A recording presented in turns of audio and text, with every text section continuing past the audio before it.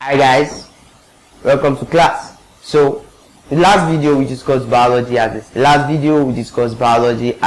science. So I'll go by the definition of biology again. Biology is defined as the study of life, the study of living things, from the unicellular organisms to the global interaction that exists among millions of organisms that make up life. It's also defined as the study of life history of individual organisms or the collective history of organisms. So, today we'll be looking at an aspect called methods of science, and this is very important because as a biologist or a student of biology, or let me say as a scientist in training, you should be aware of these different methods used for investigative purposes in science early on in your training. So what do I mean by method of science? This is also called scientific method. So scientific method is simply defined as the empirical way of acquiring information. And the scientific method has characterized the development of science since the 18th century. I remember in the first video I told you that science goes way back, biology goes way back. That is, what you're doing right now is something that has been existent, well, pretty much even before your parents knew themselves, if we're allowed to say that. But do you get what I'm saying? So, the method of science has been in use since the 18th century. So, in this video, I'll be introducing you to the methods of science.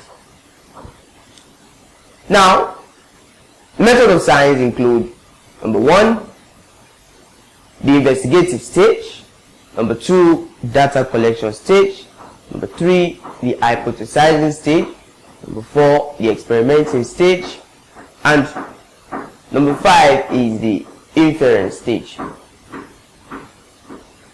Now, let's begin with the investigation stage. Now, in most scientific projects or most scientific inquiries, the best way the scientists use to solve a problem is through the investigation methods. Now, before I go further, I would just like to let you know that as a scientist, as a biologist, as a student of biology, and as a scientist in training, you are a problem solver. You do not create problems. You are in this training to solve problems. So you must know how to go about it. And it has been discovered that the best way that scientists use in solving problems is through the investigative method. All science investigations begin through asking one or more questions. Now, let's take for example, as a scientist, you are called to solve the problem of a disease outbreak. Yeah. So you called to solve this problem, you are a scientist, how do we solve this problem? Now, chances are that you may not be in the vicinity where the problem occurred, or you are just getting to know about the problem. So, yes, high probability that you are not fully aware of what's on ground. And the truth is, no matter how knowledgeable you have in science, if you don't have knowledge of something, you just can't know what to do. So now, you agree with me that there are certain questions that will be asked. For such a scientist, the first question that scientists would like to know is, what caused the outbreak? Why is there this outbreak? Why do we say it's an outbreak? Is it that there's a large number of people that are infected with this disease? Is it that it has killed a lot of people? So that's why you ask, can we call this an outbreak? If it is, what caused the outbreak? The second question, which will be asked with, how is the disease transmitted?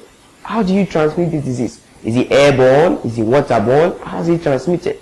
Is it carried by vectors? How do you transmit the disease? The next question that will be asked is, what is the disease causing agent? What is the pathogen of this disease? What causes disease? What is the agent responsible for this disease? Now, the next question will be, now when you are asking what is the disease causing agent, you are looking at, is it a bacteria? Is it a virus? Is it a protozoa? That's the question the scientists will be looking at. Can we say this is a bacterial disease, a viral disease, a protozoa disease? The next question will be, how potent is this agent? Is it such that once it infects you, the chances of recovery or the chances of survival are so low? Or is it that even when you are infected with this disease-causing agent, the chances of survival are so high? The next questions will be, how many people have died from this disease? How many people have been lost to this disease, because that's very important. That actually tells you, indicates the severity of the current disease outbreak. Now, you also want to know that how many of the victims have survived from this disease. How many of them have survived from this disease? Do we have the survival rate high, or do we have the survival rate so low? Do we have high mortality from this disease outbreak? And even if people get infected, what are the chances of survival? And finally, question which we like to ask is this an outbreak? Is this a disease causing outbreak? Is this it? Can we say this is an outbreak? Now, you agree with me that after all these questions have been asked, the scientists will have sufficient data to go through the next stages of investigation. So, a good way to begin solving a problem is through the investigative method, because this arms you with as much information as you will need. We'll stop here for now, guys. We still have more methods or more stages involved in this scientific method. But don't forget, the best way to solve a problem is through the investigative method. See you in the next class.